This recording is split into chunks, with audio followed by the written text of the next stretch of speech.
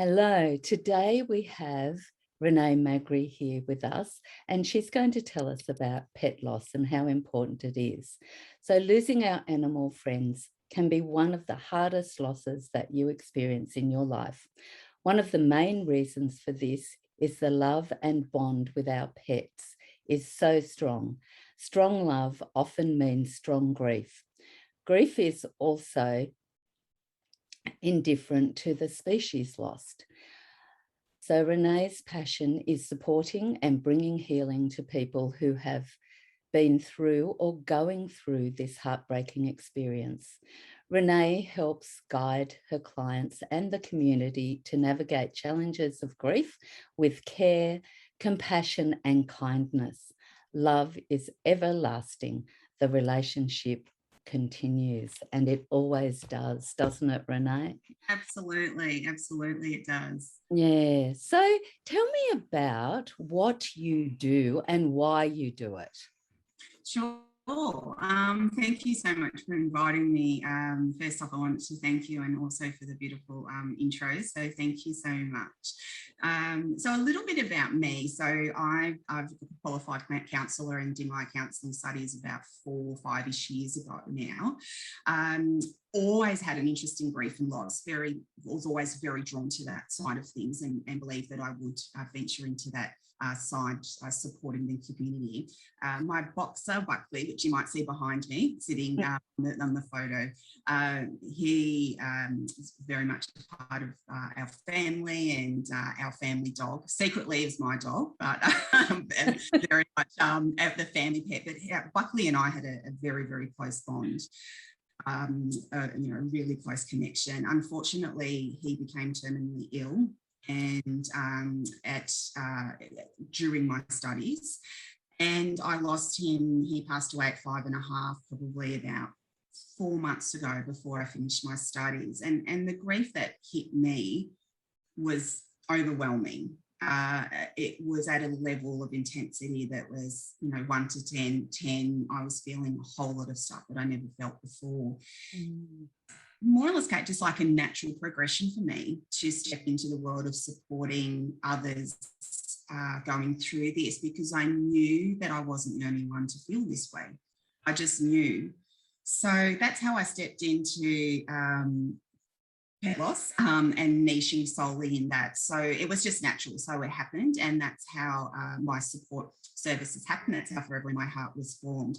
So I hold private sessions with clients, and we work really closely on navigating their own journey. And grief is very, very different for everybody. So that's one thing that I do. And I also have support groups as well that are there for people to join within Facebook. And that's a really calm, safe space where people can be a part of, because everyone will have different things with what they like in terms of support.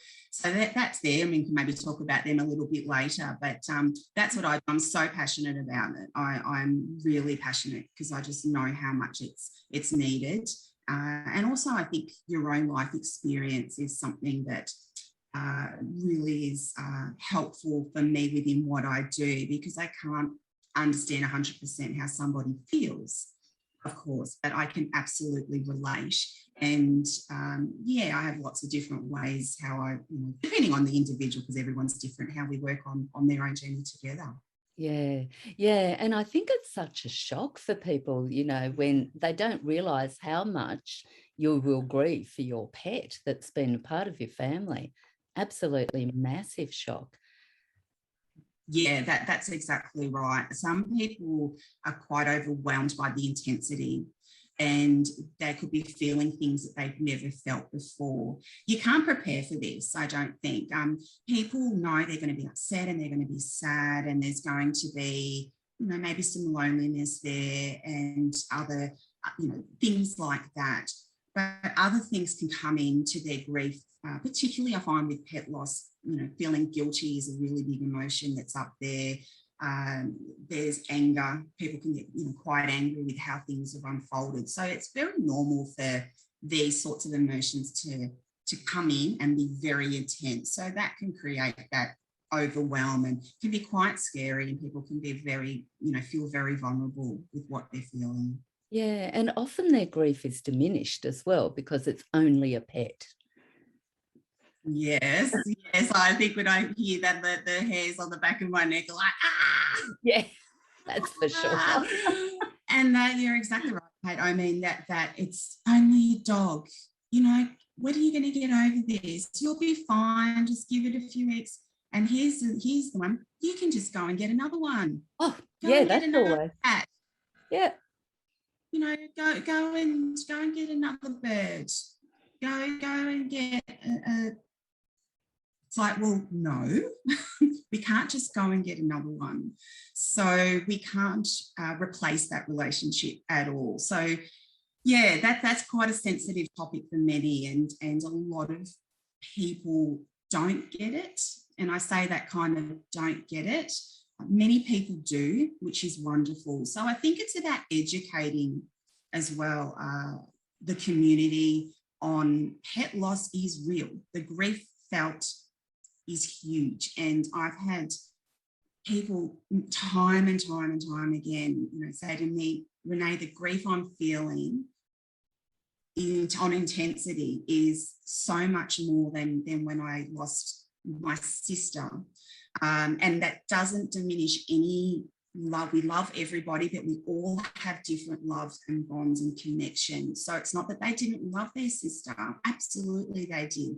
But the intensity level can vary. And with pets and with our animal companions, that love and bond is so strong for many people.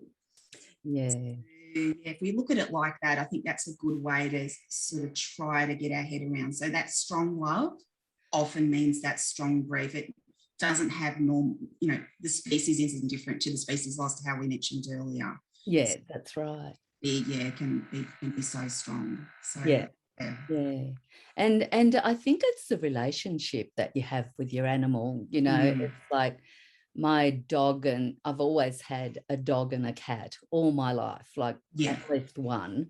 And every time, it's so heartbreaking. It really rips your heart out. And I think, and then grief is compounded too, if you've had the loss of the sister, as you said, and then, the loss of your pet, it's like, oh gosh, how much more can I take? Yeah, absolutely correct. It's that connection, that bond that I was talking about, like our animal friends, often they're there for us all the time. They're there in good times and in bad. They support us if we're going through a tough time. That's another thing I've been told regularly is they're there for me. They're the ones I go to. We can't compare, tapping on before, with different loss in our life.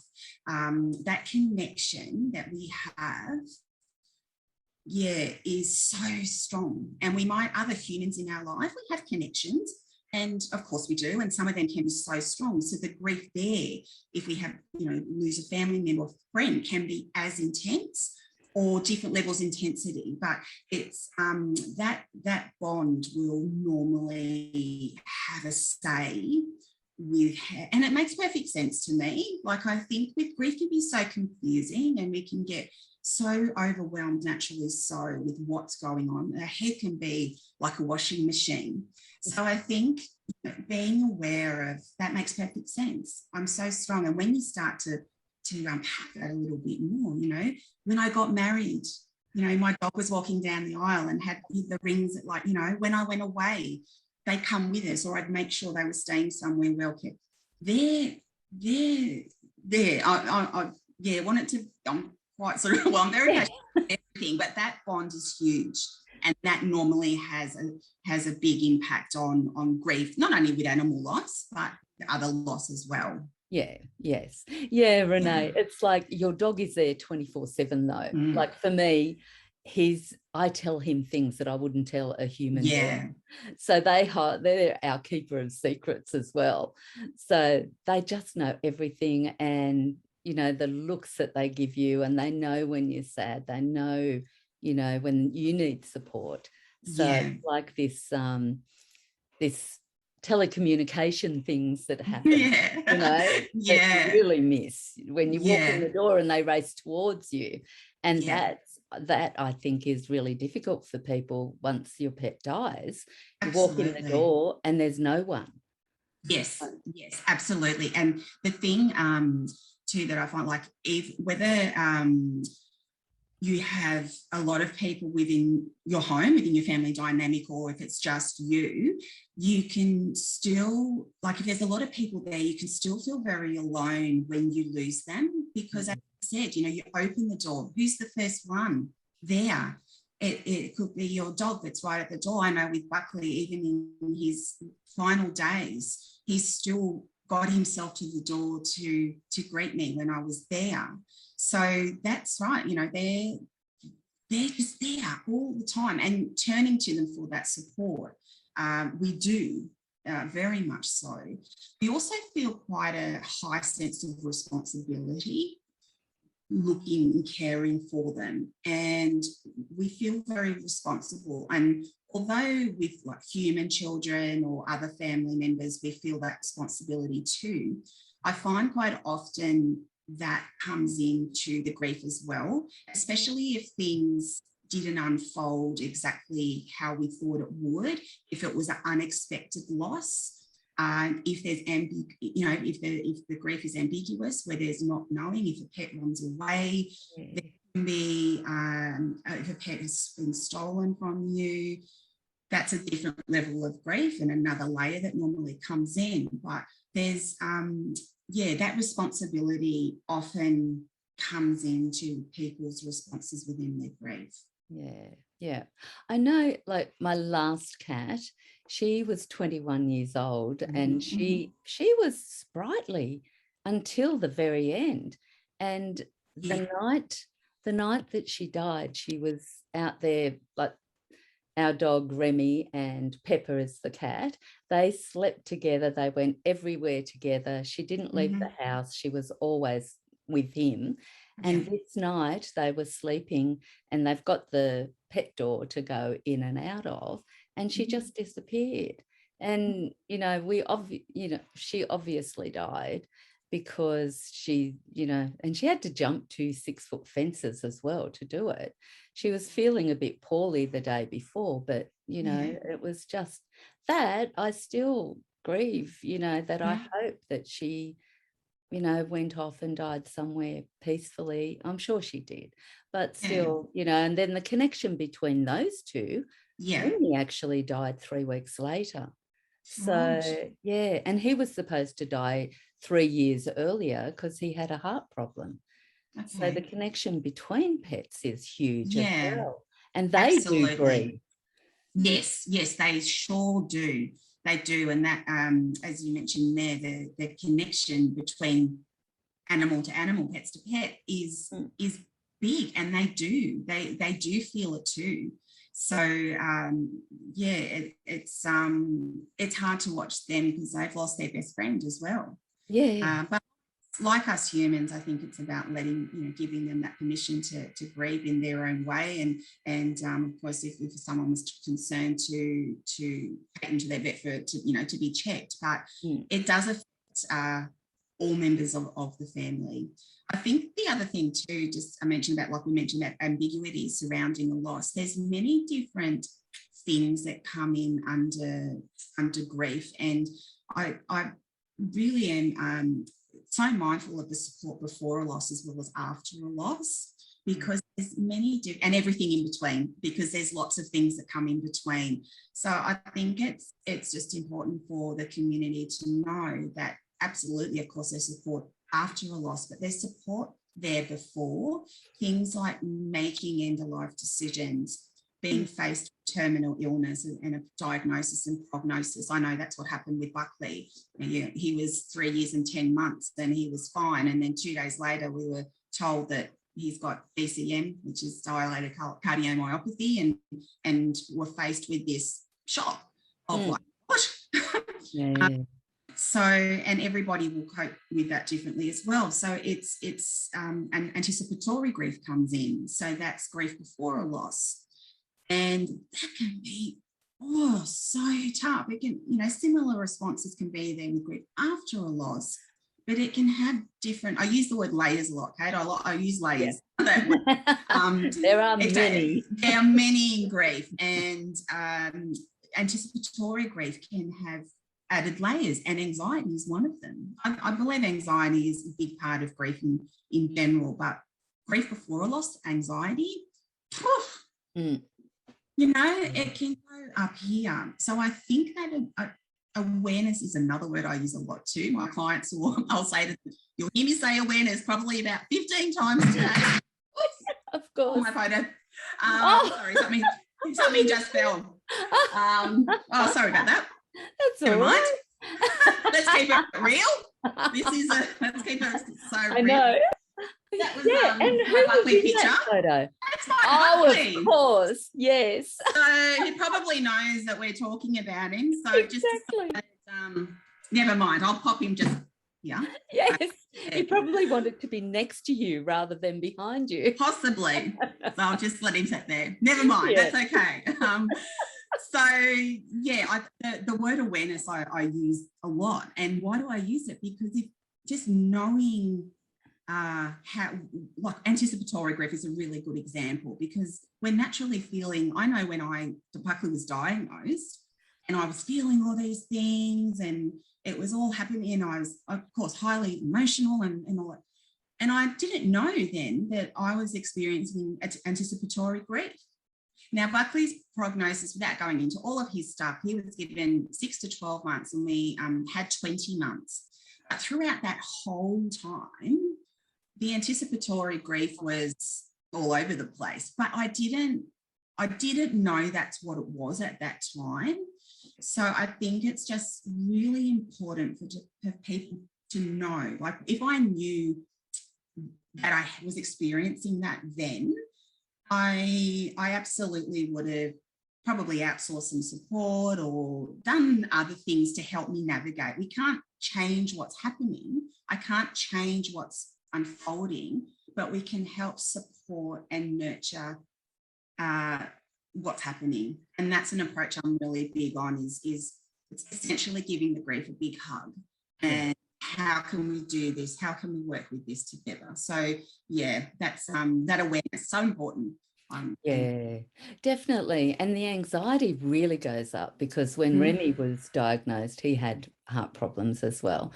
And every time he laid down, I'd have to make sure he was breathing because it was, I had to watch his chest rise because it was just, it was scary, they sort of go, well, this is it. And, and they kept him well as well until he died. Yeah. So it was really great support from the vet. And, you really need that support, I think, from the vet and a counsellor who really, really specialises in it because, you don't realise you're going through it. And we as professionals, they expect, people expect us to know what we're going through is that. But you need someone from the outside to say, hey, this is actually what's going on for you. And you really need support. Yeah, absolutely. I couldn't agree more because when we're in it, often we don't realise. We feel it, but having, outsourced support, no matter what that is and what is best for the person, can really help that navigation of it. And to know that it's okay to not be okay. Yes. It's to feel this. You have permission to feel it. The other hard thing too with grief before and after a loss is we've still got life going on around this. So we still have our family and we still have work and we might have kids and we try, it's big grief ball and we're trying to navigate life. Yes. And it's sort of, that can be quite a challenging thing too. It's how do we do all of this? How do we break this down? So that can be really overwhelming for many, many people, and naturally so. The anxiety too, like I just mentioned what you said before about diagnosis and caring for a terminally ill. I found with Buckley, I remember if he was okay, I was okay. If he had a bad day, I had a crappy day too. And the grief got busy, and my anxiety levels, and what if this, and how am I going to do this, and that whole it's like it's cramming, in on you. Mm. That's absolutely something I noticed. And taking care of us as well throughout our experiences is, that's another Yes. self-care, you got to take care. And I mean that will be different for everyone, of course, but it's hard work, isn't it? Yeah, it sure is. And I think you need support from family and friends as well, because often, the things that they say to you is they want to help you, but it's often not very helpful at all. Yeah. Spot on. I relate to that so much. And often say their heart's in the right place. And it's coming, most of the time it's coming from a kind heart, because they don't like seeing their loved one hurting. No. So most of the time that you'll be okay, just give it some time, or, they lived really long lives, so they're in a better place now, and all those sorts of things aren't normally very helpful. What a lot of people I find really want is just that big hug, to validate those feelings, let them know that it's okay to not be okay. Let's have a big cry together. They just want to be heard and just have their feelings validated and acknowledged, because you can't fix this. No, that's right.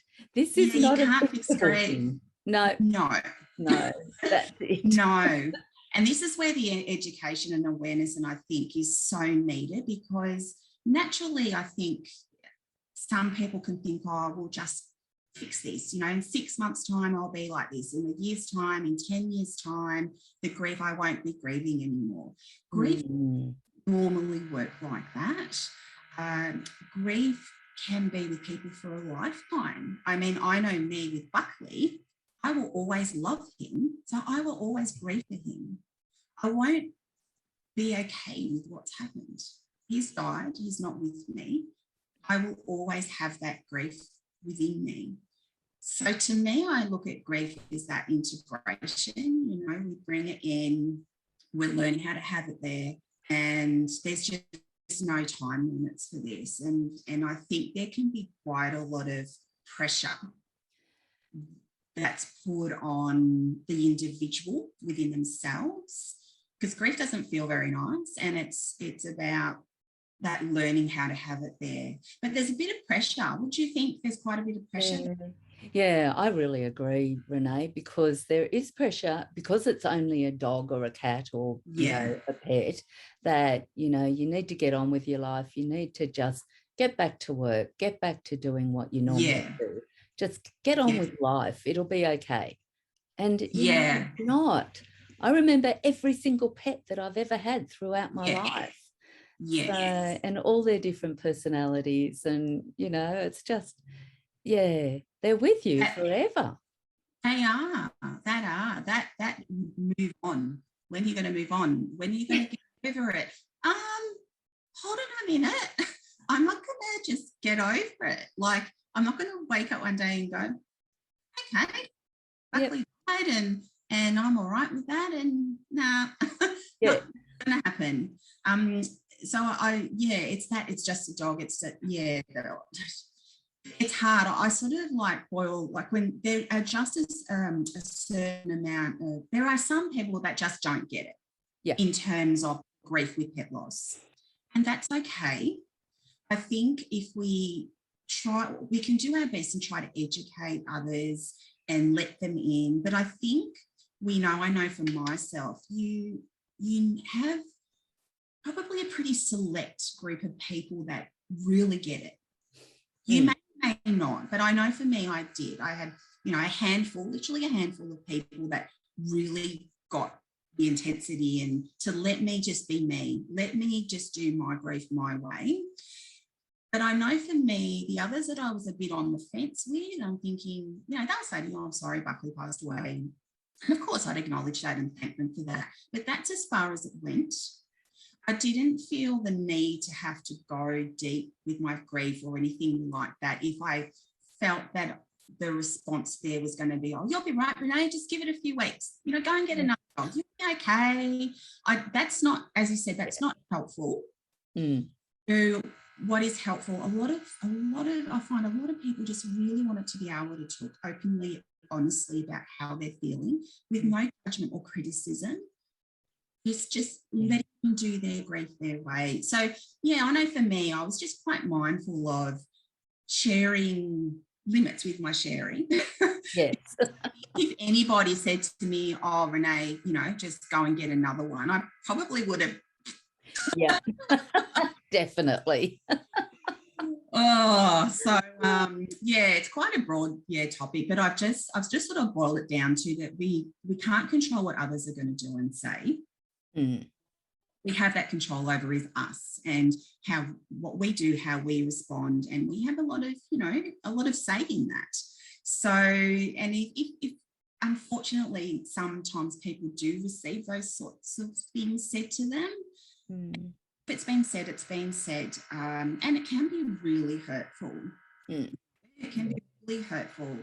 But again, we have that control on the response. So it can be a bit tricky, especially if there's family members or people close to you that don't really get how strong this grief is. It's hard, isn't it, in that situation?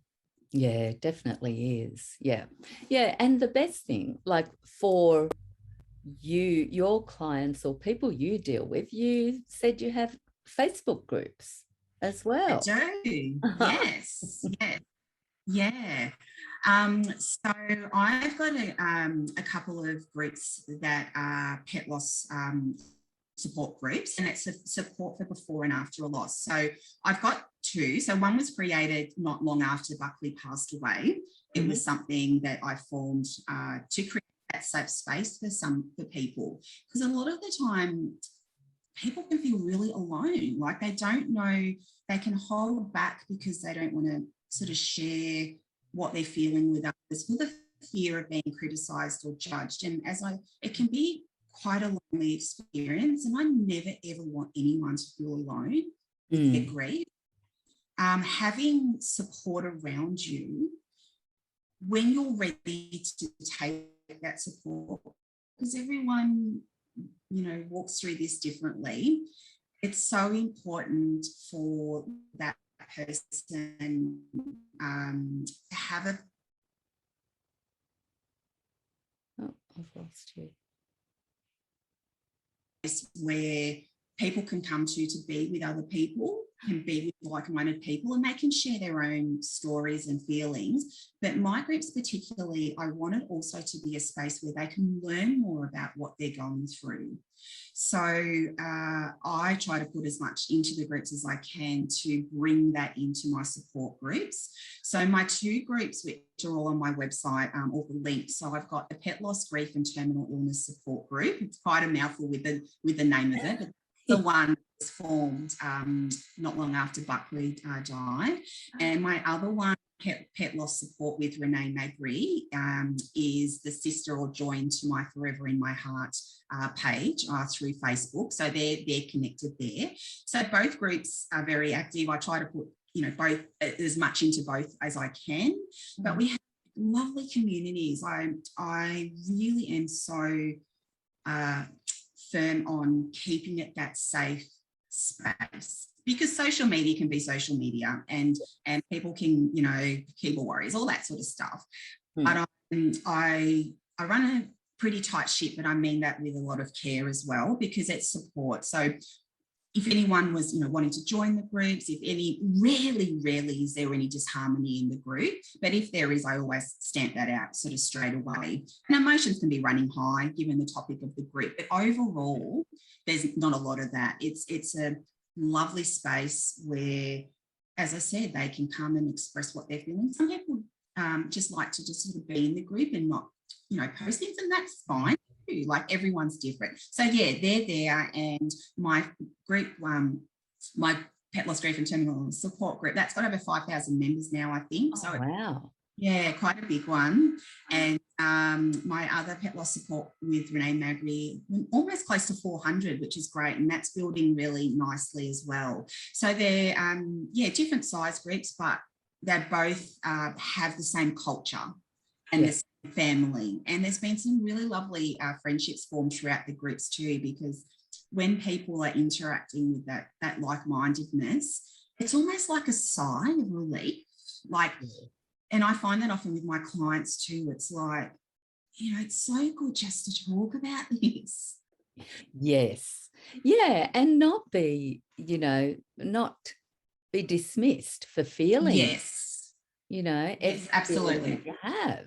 Because that's so important. And I think kindness and care is really important in these groups. And that's a safety net as well. Because, absolutely. You don't need judgment at all in those groups. No, that's absolutely right. And it's all about that safe space for me. Yes. Getting that safe space, and the same like with clients, it's their safe space. That is for them. And there's also no pressure with things either. I think that's so important, because everyone will grieve differently. Yeah. There's not a one size fits all for grief. And it's really important for me to let that person give their grief their way. And yes, navigation is different. As we both know, there's many different coping techniques. There's lots of ways to approach it. Some people like a more holistic approach. Other people like a more focused counselling approach to coping techniques. There's many, many different ways. So I think that's so important for the individual to know that whatever support is best for you, it is, well, I know, and I'm sure we're both the same, that it's just not a one size fits all. Yes. Everyone is so individual. And the way I like to approach things is I really nurture that, because that person has every right to breathe their way at a pace that's best for them, because we can't rush or force this. No, that's right. And, the people that I deal with, they have trouble with not, they say, well, it's been 3 weeks already. Like, what's wrong with me? You're grieving. You need to feel your grief. And this is like a forever journey as well. Yeah. So, The other one I get, a lot of people say to me before they go to share something with me is, you probably got to think I'm crazy or silly or stupid, but da-da-da-da-da. Yeah. And straight away after they've shared, I'll go, I can tell you 100%, you're not crazy, you're not silly, you're actually grieving. That's what's going on here. Yeah, that's right. Some of the grieving mind can do some pretty irrational things. The grief can make you think quite irrationally. And from one of the things I really like to focus on in that calm setting is working with that rational side, because a lot of the time it's there. Because another thing that's said to me quite a lot, I know I should be thinking this, or this should be here, but this rational mind is like, irrational mind is chung. Yes. That's another space that I really like to enter at when the time is right, is the rational is there, but a lot of the time it's the grief talking. And when someone is grieving, it's hard for them to see that. And that's why this, at a pace that's best for the griever, best for the person grieving, one step at a time, no rush. And that pressure, it's 3 weeks, it's 6 months, and I'm still crying every day. Yes. It's something that's said. Yeah. There's just no rules for it. I wish there was, Kate. Hey, I wish we could go. But you know what? Take Renee or Kate's handbook. Yeah, exactly. People often come in wanting a magic pill, and I go, I wish I did have that, but I'm afraid we have to live life, there's no end to this, and we need to live our lives and live alongside the grief, Exactly. find the joy that you've had in your life alongside the grieving process. Absolutely. I couldn't agree more. It's about carrying the grief with you. Yeah. One area that it's actually been the biggest thing in my own personal journey. Like if someone said to me, okay, Renee, so it's been 5 years and Buckley's passed and, you seem to be okay and you juggling all of this.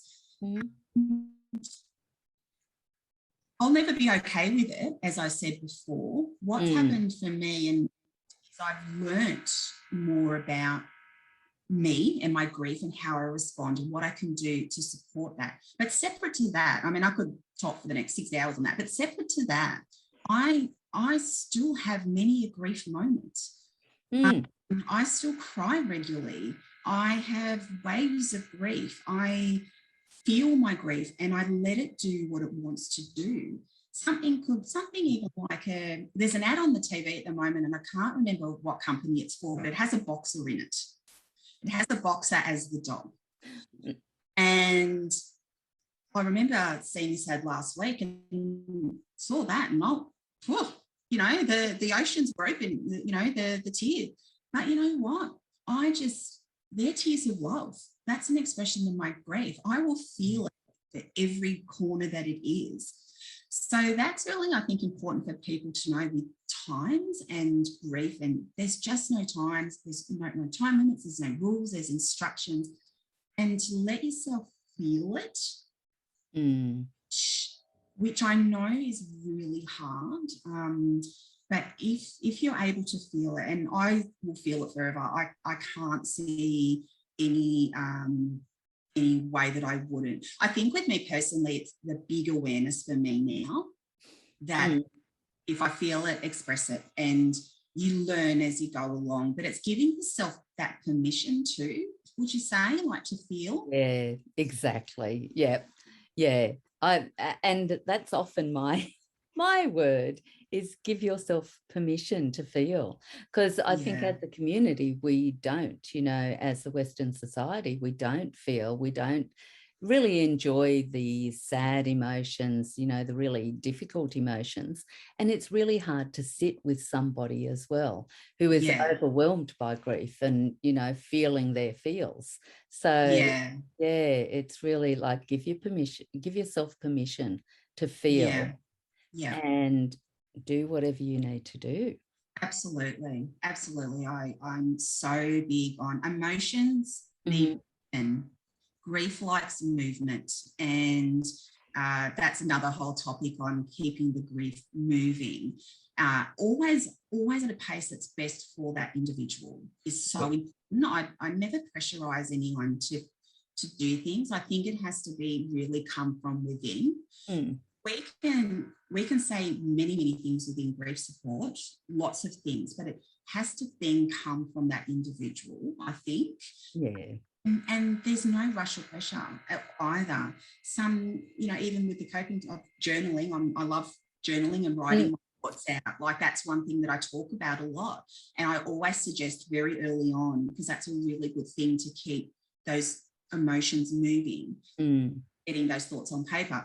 But like I would never say, you have to go and journal. No, you don't have to do anything. No. It's really important that the person that's grieving knows that there's no pressure at all to do these things. One thing that's coming to my mind too with emotions, because grief has so many tough ones, a natural response for somebody is to pull it back and not express.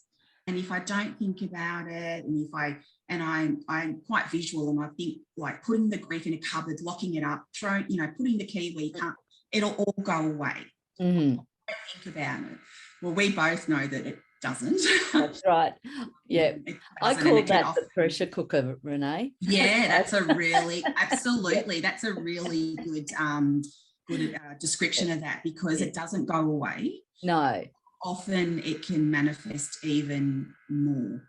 Yes. Well, it does. Yes. Yeah. Yeah. And then there's an explosion, isn't there? Yes. And then a real overwhelm. That. Yeah. And I think that's what people are worried about too, because, you know, they often say, if I start crying, I'll never stop. And it's like, that's okay. Yeah. You know, you will, Yeah. but Yeah. cry so you can feel the grief. Yeah. Absolutely. Absolutely. That is certainly a fear. The tears of love, I always say tears of love, like strong love, strong grief. There's probably going to be a lot of tears. And that's so okay. The relationship side of it, that's what I was going to mention before, that I'll mention now while it's in my brain. Like, if someone said to me, what is the one thing that's really helped you navigate my own grief? One of the biggest things for me personally is knowing that the relationship continues. Love doesn't die. That bond that Buckley and I have will always be so tight. I know I wouldn't be doing what I do without him. He inspires me so much. Everybody knows Buckley within my groups. Buckley is with, like, yeah, it's just a really big thing. Now, everybody will resonate with that differently. Like, I'm not an overly spiritual person or anything like that. Some people are, and some people really connect that way. So when I say continue the relationship, I don't mean that in we have to be very spiritual and all of that, because not everybody is. I just mean that solely for what it is. I know that our relationship continues. I still interact with him. I still think about him. Of course, I still love him, all of that. And then it's not about, for me, it's not about creating what was before his life, because I'm not sure. I can't. Life is different. It's not the same. It's not, okay, well, our relationship continues, so it's not the same. Yeah. No. And I acknowledge that. But nobody or nothing in my mind will ever take away that love and that bond, because that can feel so final. Can't it? Like, you're here, now you're not. Yeah, that's right. I know. It's, and there's a lot of thinking around that as well. Oh, there's so much thinking. And particularly with, this can happen with human loss as well, but with pet loss, things can happen really quickly. Yeah. Things can happen really quickly. And of course, medical issues can be put upon us, and within a day or two, we've lost them. There are other things, like if a pet does run away, or if you're out walking the dog and they come off lead and unfortunately they get hit by a car. There can be quite a bit of trauma intertwined in the grief experience with pet loss, quite a lot. Yeah. And that is based on the individual. But again, it's that awareness. If there's trauma attached, there could be, more support with other professionals that can help with the trauma side of things. So trauma outside of the grief too is also quite common to come into the grief if you've experienced outside trauma. That's a whole other topic that we won't go into. But again, awareness, just to know if you're feeling things like other losses as well.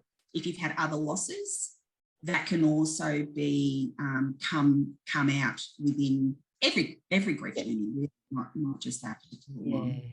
That's right. Yeah. Well, Renee, I want to put all the links in.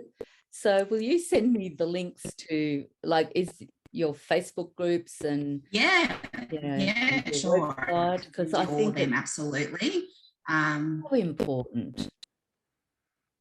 Yeah, thank you. I can absolutely share them, and it is. I think it's just really important for people to know the support is there. You're not alone. There are many people out there that you can really relate to. And as I said before, I just want people to know that it's there and they aren't alone. Yeah, and it's such beautiful work that you're doing as well, supporting people through this. And it's so difficult because their lives are so short. That's the trouble. We can live to over 100, and they live, some only 2 years, some, really short lives. Absolutely. Some 5, 10, 17, 21.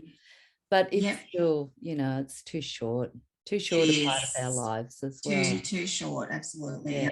Thank you so much for your kind words. That's really nice of you to say. And I the support, I've said passionate word a few times, but it's just it's just a natural feel for me. I just we're drawn to things in our life, and I know Buckley, absolutely. I know if Buckley was not in my life, I don't think we'd be sitting here today, and that just warms my heart so much. And he passed at 5.5, so he but I like to look at it that those 5.5 years that I had, I'm just so grateful that they were in my life. I mean, he's impacted my life in so many ways, and his love and memory continues and lives on, of course, within the work that I do, but also for me personally. So I'm really big on memorial visual things too, like you name it, I've got everything with Buckley on it. I've got pictures and all the obvious things I've got. I've got a couple of memorial tattoos that I've had for, I know tattoos aren't for everyone, but all of them for him, and you name it, I have it. Oh, see, that's fabulous, and it's fabulous for people to know that this is okay. This is part of grief as well, the memorial part of it. It's so wonderful. I love visual things, and I continue to get stuff. Like there's things that we can get. If there's a box of things, I'll grab it. There's why? I can still do that.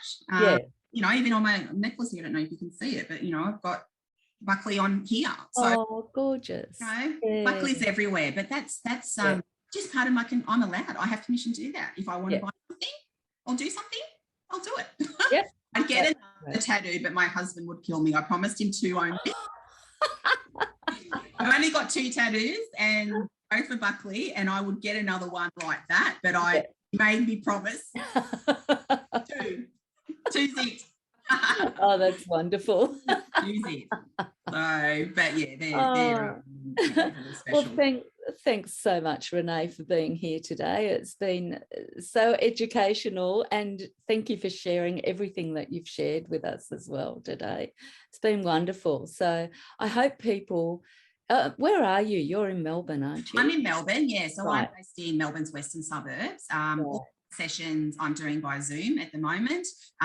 Things now online with Zoom, and I find that just works fantastically. As you can see, we've done our chat this morning. I also I put a lot of visuals into my sessions as well, and Zoom's great for that. So I'll bring visual things on the screen so we can talk through things together and get my clients' feel on where they're at, depending on what's going on. But that's something that I like to do. So Zoom's great. I do phone sessions as well, so that's something there, but everyone, especially with COVID and all the stuff, people are pretty attuned to Zoom, and it gives you that face-to-face experience as well, which is great. Oh, that's awesome. Okay, well, thank you so much, Renee. Thank you. I want to thank you for the opportunity and inviting me, and it's been really wonderful. I've really enjoyed chatting and discussing about this much needed support, so thank you so much. It's been great. Okay, thanks. All right. Renee. Have a great day. You too. Take care.